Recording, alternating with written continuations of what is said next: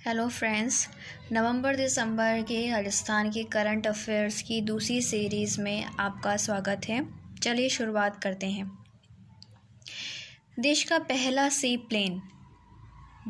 पहला सी प्लेन गुजरात में शुरू हुआ है और ये जाता है अहमदाबाद से स्टैच्यू ऑफ यूनिटी की तरफ। स्टैच्यू ऑफ यूनिटी के बारे में आप सभी को जानकारी है।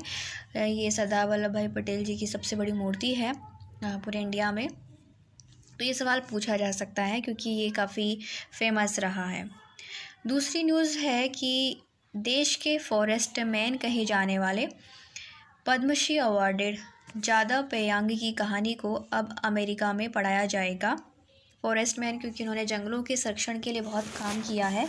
जादव पेयांग जी, इनके बारे में अमेरिका की जो बुक्स हैं उनमें पढ़ाया जाएगा। अब हम आते हैं तीसरी न्यूज़ पर कि केंद्रीय गृह मंत्रालय द्वारा वर्ष 2020 के लिए देश के शीर्ष 10 पुलिस स्टेशन बनाए गए हैं। उनका नाम घोषित किया गया है। जिसमें फर्स्ट पोजीशन हासिल की है वो है नोंगपोक सेमकई, जो कि मणिपुर के थौबल जिला में है। इसका नाम याद कर लीजिएगा, नोंगपोक सेमकई मणिपुर में है, थौबल जिला में। इसके अलावा तमिलनाडु के सलेम जिला में WPS सुरमंगलम सेकंड स्थान पर रहा है। तीसरे स्थान पर रहा है अरुणाचल प्रदेश का चोंगलोंग जिले में स्थित खरसांग पुलिस स्टेशन। वैसे मोस्ट इम्पोर्टेंट तो ये है कि फर्स्ट पोजीशन किसने हासिल की है, नोंगपोक सेमकई, जो कि मणिपुर के थौबल जिले में है। और आश्चर्य की बात यह है कि और हमारे लिए राजस्थान के लिए निराशाजनक बात यह है कि राजस्थान का एक भी पुलिस स्टेशन टॉप 10 में नहीं आ पाया है। अगली न्यूज़ जो कि बहुत इम्पॉर्टेंट है, न्यूज़पेपर में काफ़ी आई हुई है, ये है भारतवंशी गीतांजलि राव। आप सभी ने नाम सुना होगा, नहीं सुना तो याद कर लीजिएगा, गीतांजलि राव। इन्हें the time kid of the year चुना गया है। और इन्हें क्यों चुना गया है, क्योंकि इन्होंने पानी में लेड की मात्रा जांचने के लिए एक डिवाइस बनाया है और काफ़ी इनिशिएटिव ये करती रही हैं, इनोवेशन करती रही हैं। हाल ही में इन्होंने ये चीज़ इनकी काफ़ी फेमस रही कि पानी में लेड की मात्रा जांचने के लिए जो डिवाइस बनाया है उसकी वजह से इन्हें time kid of the year चुना गया है। अब आते हैं अगली इम्पोर्टेंट न्यूज़ की तरफ। मसाला किंग सबने सुना होगा, MDH का नाम सबने सुना ही होगा। ये मसाला कंपनी है। इसके मालिक धर्मपाल गुलाटी का अभी हाल ही में निधन हो गया। 2017 में ये FMCG सेक्टर के सबसे ज़्यादा कमाई करने वाले CEO थे। इनका जन्म हुआ था सियालकोट, पाकिस्तान में। इन्हें पद्म भूषण मिला था, ये याद कर लीजिएगा, पद्म भूषण मिला था। ये पूछते हैं कि कौन सा अवार्ड इनको दिया गया था। और MDH का फुल फॉर्म है महाशया दी हट्टी ने महाशय भी कहते हैं। और ये नाम क्योंकि इनके पिताजी की जो दुकान थी, मसालों की दुकान थी पाकिस्तान के सियालकोट में, और उस दुकान का नाम भी यही था, महाशया दी हट्टी। इसी वजह से उन्होंने अपनी कंपनी का नाम MDH रखा है। अब अगली इम्पोर्टेंट न्यूज़, ये भी बहुत ज़्यादा इम्पोर्टेंट है, रणजीत सिंह डिसले के बारे में है। रणजीत सिंह डिसले कौन है? ये महाराष्ट्र के सोलापुर स्थित सरकारी स्कूल में एक प्राइमरी टीचर हैं। फेमस क्यों हुए? क्योंकि इन्हें ग्लोबल टीचर अवार्ड जो है इससे सम्मानित किया गया। 7 करोड़ रुपए की इसमें इनामी राशि थी। ये ग्लोबल टीचर अवार्ड दिया जाता है यूनेस्को और लंदन की वार्की फाउंडेशन के द्वारा। इन्होंने लड़कियों की शिक्षा के लिए बहुत अच्छा काम किया है। पहले गांव की लड़कियों की शादी बहुत जल्दी कर दी जाती थी और गांव वाले भेजते भी नहीं थे लड़कियों को स्कूल में। अब उस गांव की एक भी लड़की की शादी, नाबालिग लड़की की शादी नहीं होती है। सारी बच्चियां जो है स्कूल में पढ़ती हैं। तो ये बहुत एक अच्छा नवाचार किया गया था रणजीत सिंह डिसले के द्वारा। अगला है, कुछ खास नहीं है, फिर भी आप थोड़ा दिमाग में रखिएगा, फ्रैंक कार्ने जो है, इन्होंने पिज़्ज़ा हट की शुरुआत की है। हम सब ने पिज़्ज़ा खाया ही है, पिज़्ज़ा हट पे पिज़्ज़ा बनाया भी है। लोकल स्ट्रीट फूड्स में भी पिज़्ज़ा आजकल बनने लगा है। तो फ्रैंक कार्ने ने पिज़्ज़ा हट की शुरुआत की थी।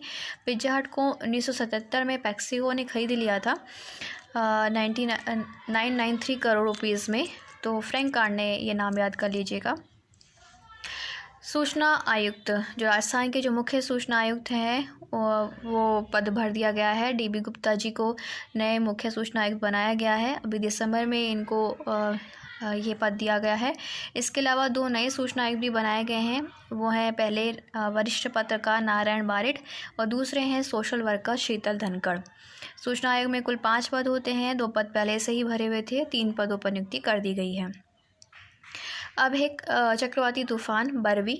चक्रवाती तूफ़ान बरवी जो है तमिलनाडु के आसपास के एरियाज़ में आया है और अभी शैव भक्ति काव्य थेवारम में जो एक वर्णित है चिदम्बरम भगवान नटराज मंदिर, उसका परिसर ये डूब गया था इस तूफ़ान की वजह से। तो इसमें थोड़ा सा याद कर लीजिएगा कि बरवी तूफ़ान आया था, कहाँ आया था? तमिलनाडु के आसपास के एरिया में ये तूफ़ान आया था। अब अगली बहुत ही इम्पोर्टेंट चीज़ है, थोड़ा डिटेल में भी है, आपको याद होनी चाहिए इसकी चीज़ के बारे में, कि हरियाणा के जो स्वास्थ्य मंत्री हैं अनिल विज, उनको कोरोना हो गया।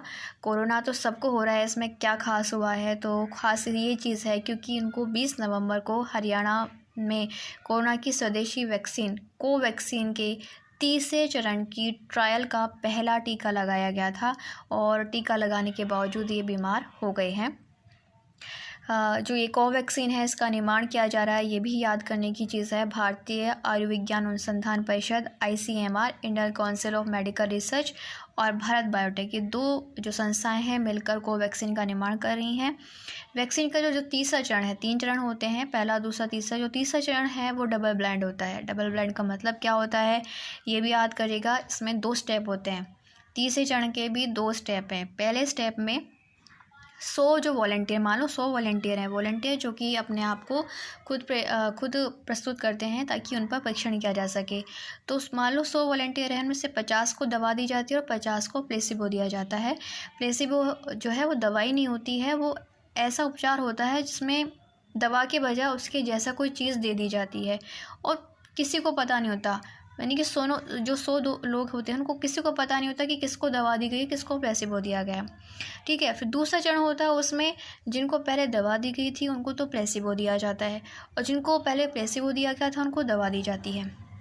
अच्छा, जिनको प्लेसिबो दिया जाता है अगर वो ठीक हो जाते हैं तो ये ज़रूरी नहीं है कि वो दवाई की वजह से ठीक हुए हों।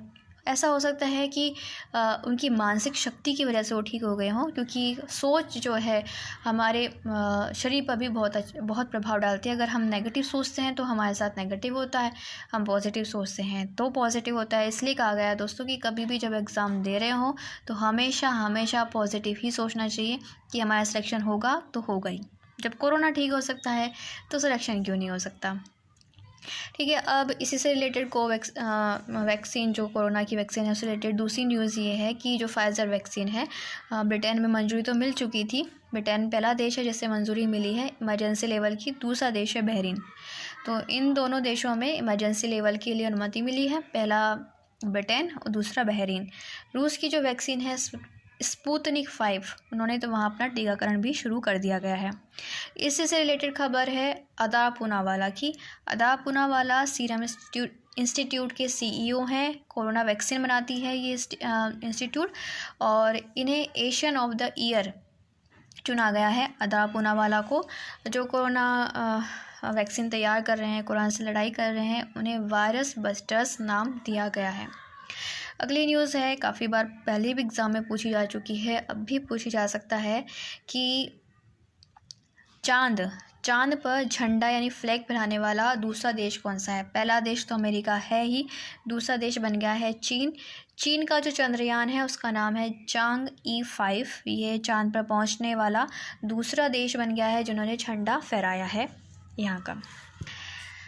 तो ये नवंबर दिसंबर की दूसरी सीरीज़ है। आई होप कि आपको ये पसंद आई होगी। आपको राजस्थान के जितने भी एग्ज़ाम है, first grade, second grade, RAS या किसी तरह का इंटरव्यू या कांस्टेबल एग्ज़ाम, इनमें काफ़ी हेल्पफुल भी रहेगा।